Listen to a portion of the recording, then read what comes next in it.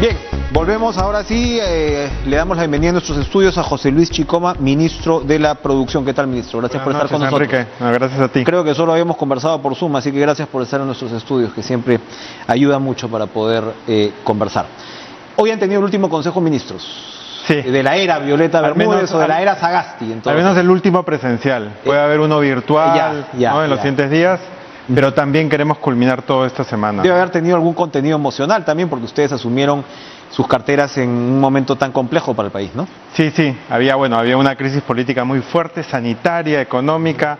La sanitaria con un poquito de tregua, ¿no? Asumimos cuando la primera ola estaba en sus más bajos, ¿no? Había bajado mucho.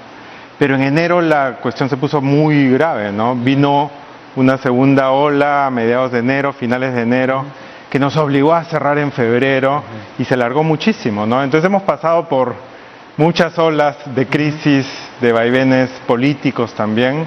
Y sí, fue muy emocionante, de hecho, que estamos aplaudiendo cada decreto supremo, cada programa nacional, plan nacional sectorial que estamos aprobando. Conversando con el presidente Sagasti hace unos pocos días, claro, me explicaba un poco de la situación precisamente de ese tema de los cierres, cómo se fue de alguna manera afinando la estrategia para no tener que cerrar la economía. ¿Qué pasó con su sector, si lo tiene que diferenciar? Su sector es muy importante porque, claro, concentra rubros que tienen mucha generación de empleo también, ¿no? Tiene otro como pesca, por ejemplo, que poco se detuvo durante el tiempo, pero tiene otros que sí atravesaron por mayores complejidades. Efectivamente, ¿Cómo nos resumiría esa gestión? Pesca, industria, micro, pequeñas empresas, casi todos los sectores, inclusive comercio, servicios, dependen del Ministerio de la Producción, uno de los más afectados. No solo en el Perú, a nivel global, los restaurantes, el sector gastronómico, uno de los más golpeados. Las restricciones en Perú y en el mundo sí tuvieron un impacto en el desenvolvimiento de la actividad.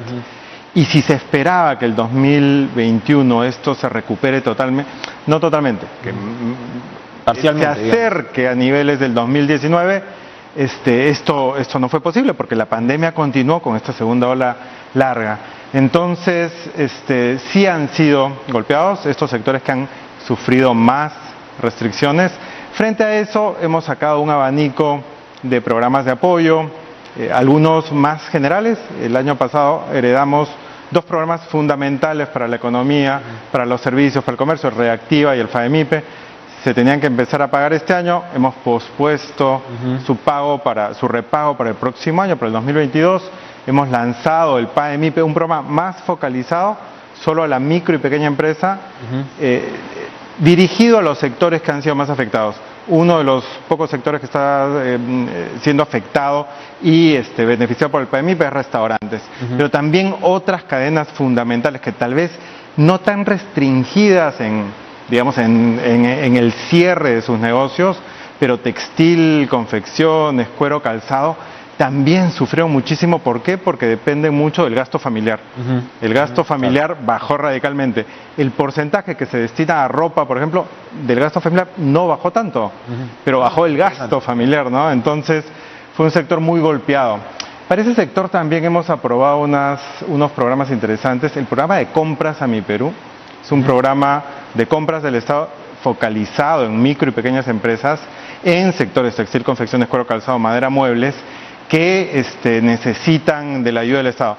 ¿Qué pasa con estos programas? Yo fui viceministro hace 12 años en el Ministerio de la Producción también. Había una crisis económica, la global del 2009, claro, la de 2008-2009, ¿no? sí. Y activamos un programa de compras a Mi Perú. Mientras pudimos vencer la burocracia para comenzar a comprarle a la micro y la pequeña empresa, ya había pasado la crisis.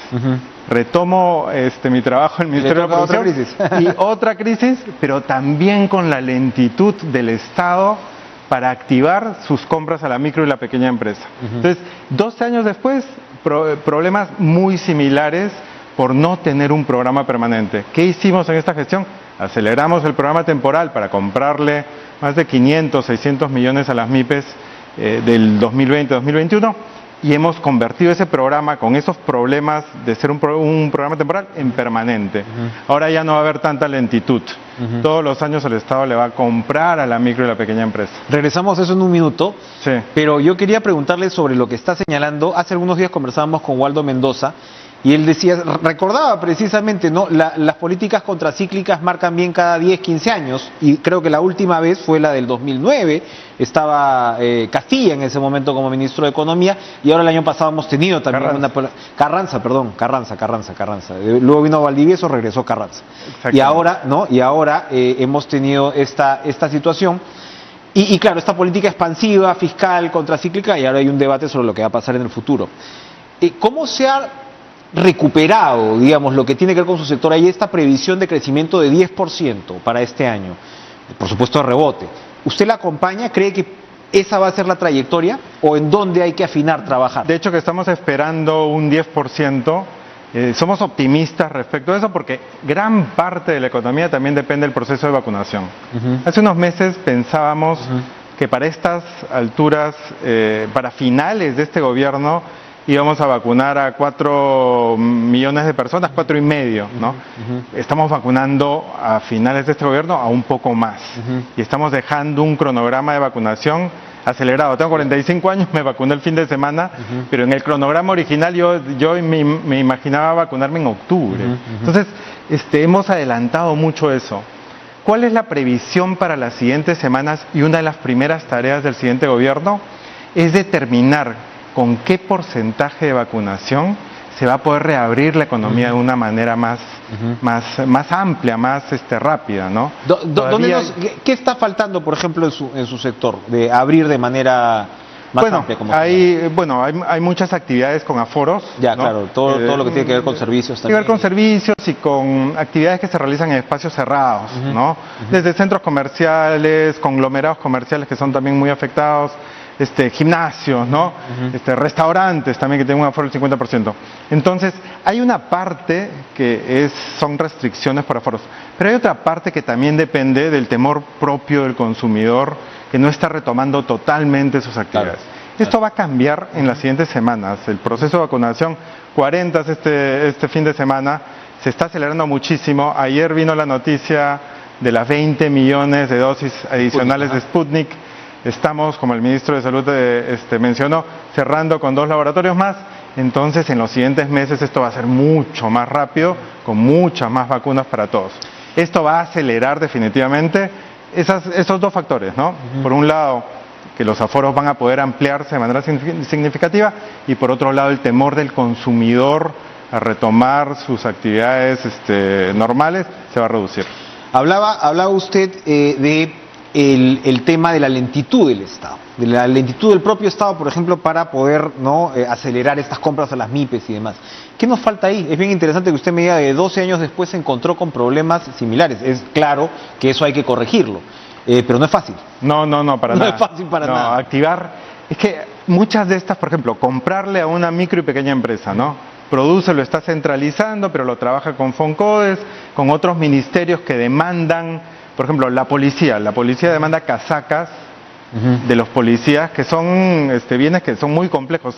Cada casaca de policía, 200 piezas tiene una casaca de un policía. Para una micro o pequeña empresa hacer eso es un gran salto en calidad, en desarrollo productivo y todo.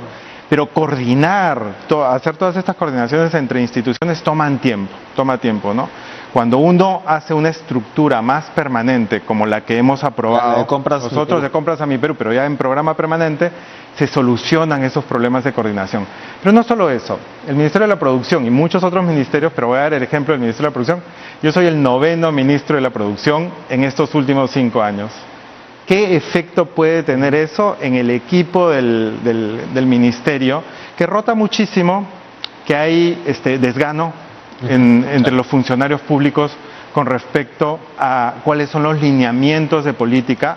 Hay mucho cambio en esos lineamientos, en esas políticas, en los programas que son prioritarios, y eso no debería pasar, ¿no? Y ahí es responsabilidad de todos, es responsabilidad de la siguiente gestión tratar de mantener a sus ministros y a sus equipos técnicos el mayor tiempo que pueda.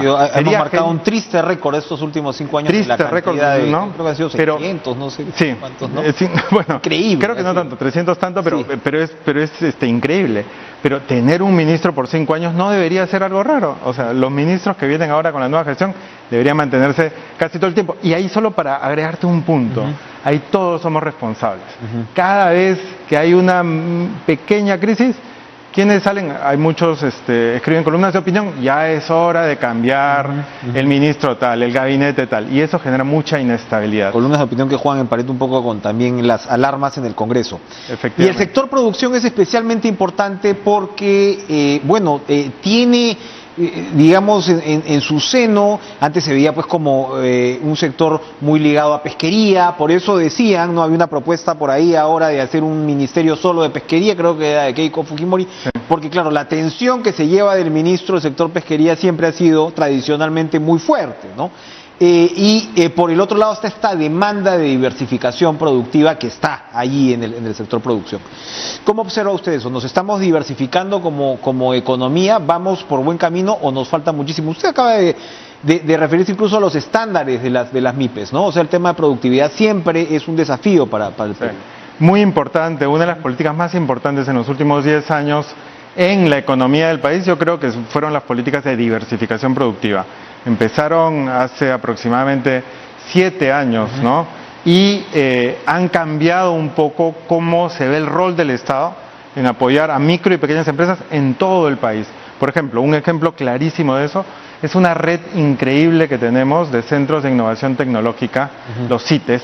Tenemos más de 47 entre públicos, 27 públicos, 25 privados, que apoyan varias cadenas de producción. Café, cacao, agroindustrial en general, madera, textiles, cuero, ¿no? Y es donde es una especie de intersección también entre el privado, ¿no? El sector público, privados, las propias empresas. Sí. El público apoya, por ejemplo, contrata a los mejores especialistas para que le brinden asistencia técnica, por ejemplo, a los productores de café, en cómo mejorar su tostado, cómo mejorar la variedad que están sembrando para que la siembren, para que produzcan el mejor grano, cómo mejorar la presentación. Ya son casi 50 estos CITES entonces. Son casi 50. Lo que hacen, por ejemplo, en la cadena del café es que un café que se vendía, supongamos, a 50, se pueda vender al triple. ¿Por qué? Porque es un café de especialidad de muy alta calidad. Y así es en casi todas las cadenas. Eso es diversificación productiva. Pasemos de producir commodities, ¿no? Productos más básicos, que sí generan ingresos importantes, no veamos el precio del inversión privada, muchas divisas, pero también produzcamos estos productos, estos bienes y servicios con mucho mayor valor agregado que generan mejores ingresos, mejores trabajos, y esa ha sido una política muy importante que nosotros hemos continuado. Ahora, también, y en ese sentido, hoy en Consejo de Ministros aprobamos finalmente un préstamo con el Banco Interamericano de Desarrollo para que nos dé $100 millones para apoyar los fondos de innovación que maneja el Ministerio de la Producción por los siguientes 5 años. En total son $140 millones con la contrapartida del gobierno. Entonces es una noticia muy importante porque significa que hay un ecosistema muy dinámico de empresarios, emprendedores, micro y pequeñas empresas que están innovando. ¿Cómo van a funcionar estos fondos de innovación, efectivamente? Porque ese es un déficit para nosotros y es importantísimo poder financiarse ahí. ¿Cómo van a funcionar estos fondos? ¿Tú postulas tu proyecto? ¿Cómo es eso? El Perú ya lo estaba haciendo en los últimos 10 años.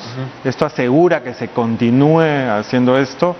Si se postula, o sea, los micro, pequeños empresarios, emprendedores, startups pueden postular a estos fondos. De hecho, que se postula o uno puede acceder de manera más fácil a los fondos si postulas no como una empresa, sino como una asociación de empresas o como una cooperativa. Tienes puntos adicionales por eso, ¿no? Entonces, puedes postular como una cooperativa para obtener algún es un apoyo no reembolsable, no es un financiamiento que se tiene que repagar, ¿no? El Estado está diciendo, yo creo en tu innovación y yo te voy a apoyar con estos fondos. Entonces, ha cambiado muchas cadenas en todo el país. Hemos visitado todas las regiones del país con el Ministerio de la Producción y hemos constatado el cambio de vidas en emprendedores y empresarios que hacen estos fondos. Vamos a hacer una pausa, ministro José Luis Chicoma, pero yo quería preguntarle además qué pasó con estos sueños que había con respecto, por ejemplo, a piscicultura, sector forestal. Se ha hablado mucho de eso y no sé si ello se ha aterrizado del todo. Volvemos tras la pausa. Claro que sí. José Luis Chicoma, titular de la producción, el Estado, ¿no? Me comentaba usted fuera de cámaras que después de la experiencia que tuvo acá en el sector público, ha pasado un tiempo en México y regresó para el gabinete, y hablábamos de este tema de la rotación frenética de ministros que hemos tenido en los últimos 5 años. No hay Estado que funcione así. Y claro, ese es un tema. Y el otro tema es el propio recurso humano, el propio personal del Estado. Lo conversaba también hace algunos días con la primera ministra, y cuando le mencionaba cuáles eran, digamos, los ejes en los que habría que atacar, lo primero que ella puso sobre la mesa, más allá por supuesto de pandemia y todo lo que hay que hacer, fue reforma del servicio civil. O sea, realmente que servir pueda avanzar, ¿no? La línea de carrera pueda avanzar. Entonces, esos dos problemas que vemos, es decir, calidad de recurso humano, poca meritocracia en el Estado, más esta alta rotación, altísima rotación de ministros, uno se imagina que hace imposible aplicar, o muy difícil aplicar políticas, y con esto termino, porque ahora se supone que estas elecciones en parte son también un clamor de protesta por los servicios que brinda el Estado. Entonces es una especie de círculo vicioso. Coméntenos un poco la experiencia en su sector. Totalmente, definitivamente es un círculo vicioso, porque sí hay muchísima rotación de funcionarios, técnicos, desde técnicos hasta viceministros, directores generales, ministros, asesores. No se mantienen estas políticas y el Estado termina siendo más ineficiente con el ciudadano, con el micro y pequeño empresario, con el pescador artesanal, con el pequeño aquicultor, solo por referirme a los administrados por Produce, ¿no? Entonces, es algo que tiene que cambiar. Solo si uno lo ve de manera comparativa a nivel de América Latina, y bueno que mencionaste la experiencia de México, pero en general en muchos otros países que podríamos considerar similares, no hay una rotación tan grande en el sector público como se da en Perú. Son finalmente aparatos públicos más profesionalizados. Exactamente.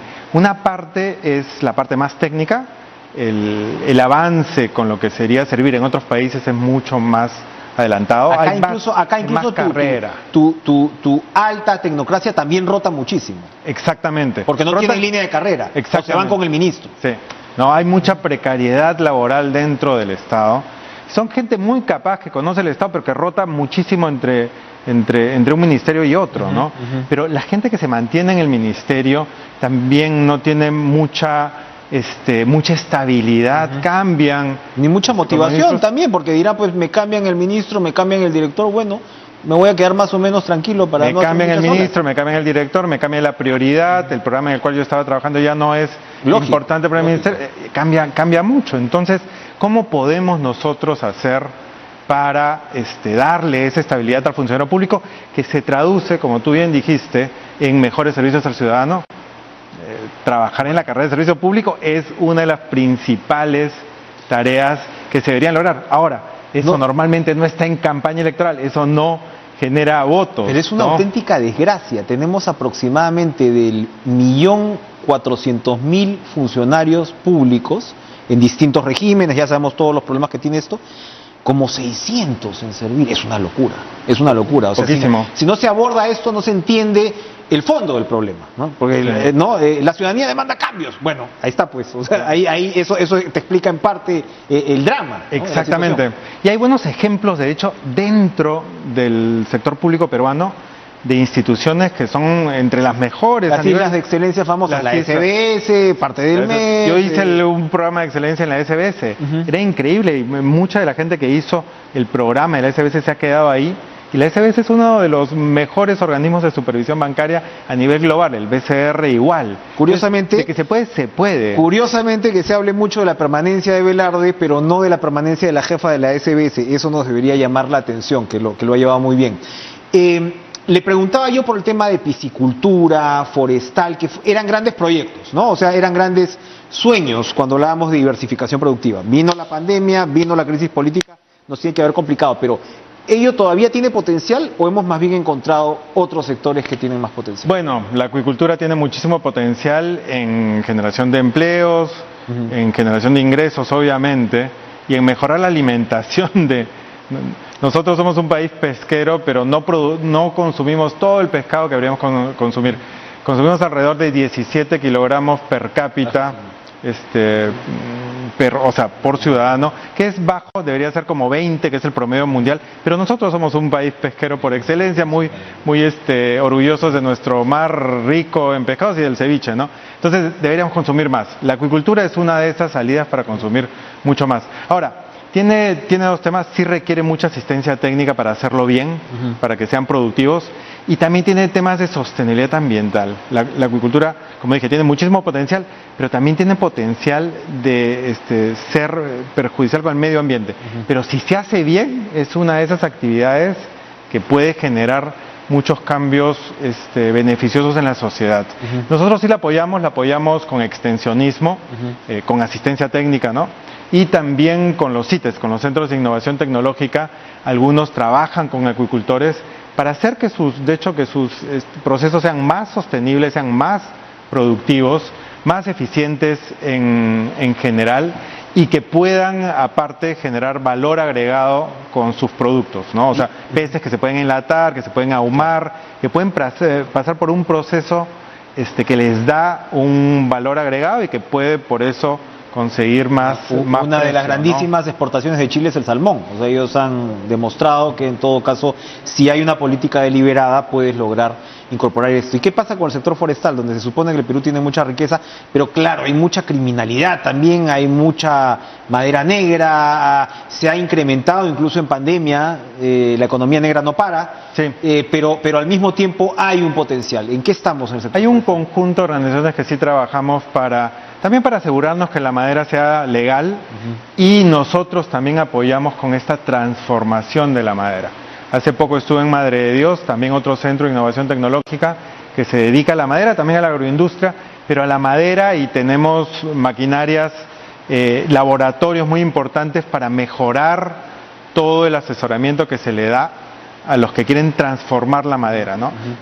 Se puede exportar la madera como materia prima. Si es legal va a conseguir ingresos buenos, pero si tiene valor agregado puede generar más ingresos para todos los que están involucrados en esa cadena. Eso es lo que hacemos desde Produce, ¿no? Entonces sí tenemos algunos CITES, el emblemático de hecho que está en Villa El Salvador, ¿no? Tiene conocimiento de punta con los mejores laboratorios que hay en la región en términos de determinar la calidad de la madera, cómo se puede secar mejor, cómo se puede trabajar mejor, para qué es buena. Desde su sector, propuestas políticas también se han dado en los últimos años, meses, en realidad en las elecciones, sobre la industrialización. Entonces vuelvo a Waldo Mendoza en un reciente encuentro, un poco le echó agua fría a esos sueños. Pero ahí, claro, o sea, cuando hablamos de industrialización, ¿de qué estamos hablando ahora, no? Tenemos una concepción clásica, y claro, ahora tienes figuras pues de industrialización ligera, diversificada. ¿De qué estamos hablando de posibilidades de industrialización para el Perú? El debate con la política industrial viene desde los 60, cuando se intentaron políticas de sustitución de importaciones que fracasaron en casi toda América Latina, ¿no? Desde hace ya 15 años se viene hablando de una nueva política industrial, que el Estado da no subsidios directos y no pone aranceles a importaciones para que la industria nacional no compita, sino da apoyos como los que mencionamos, fondos de innovación, fondos para mejorar asistencia técnica a ciertos sectores que tienen potencialidad en ciertas regiones, como el que mencioné, madera en Madre de Dios, ¿no? Acuícola en San Martín, lácteos en Cajamarca, cuero calzado en Trujillo.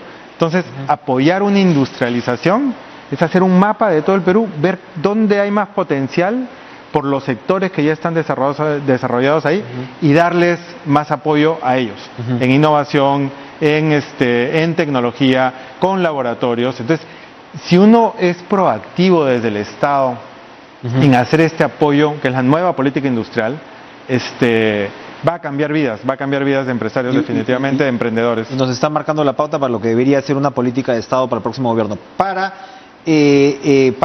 terminar, parques industriales, es también un clamor de un rubro, lo observan con mucho futuro, no sé cuánto hemos avanzado, obviamente otra vez la pandemia, pero ¿qué tenemos ahí? Sí, Tenemos una cartera muy prometedora, 20 parques industriales, hay uno que está muy avanzado. Estos 20 parques industriales en total representarían una inversión de 1.500 millones de dólares. Lo bueno de estos parques industriales es que también están ubicados en todo el país, o sea, una industrialización descentralizada. Y lo tercero bueno es que también son parques, a través de una modificación normativa que hemos hecho, parques ecoindustriales. Hemos incorporado componentes de economía circular, de sostenibilidad ambiental, para que sean los parques industriales del futuro. Entonces, son fundamentales para dar un espacio para que ciertos sectores que ya tienen la potencialidad de crecer puedan generar sinergias, puedan tener conectividad terrestre, aérea, marítima, para tener toda la facilidad para aumentar el valor de su producción, industrializarse más. Y qué mejor si la industrialización puede ser una industrialización verde, ¿no? O sea, el mundo está demandando también inversiones verdes y nosotros no nos podemos quedar atrás. ¿Estos están en licitación? ¿Cuál es el calendario? Dentro del portafolio de 1.500 millones de dólares, hay uno que es el gigante, ¿no? Es la estrella de esos parques, es el Parque Industrial de Ancón. Ese ya está en proceso de licitación. Esperemos tener la buena en el tercer trimestre. Entonces la siguiente gestión va a poder continuar con ese proceso. Es un parque industrial muy grande, muy conectado, con mucho espacio. Y los otros están en proceso, están en diferentes procesos. Todos serían licitados mediante la modalidad de licitación en activos a través de proinversión. Perfecto, ojalá sea lo más rápido posible para poder recuperar o contribuir a recuperar la economía. Gracias, José Luis Chicoma, ministro de la Producción, por acompañarnos esta noche con este balance interesante que, repito, traza un poquito lo que debería ser también una política de Estado en el sector. Gracias. Muchas gracias, Enrique.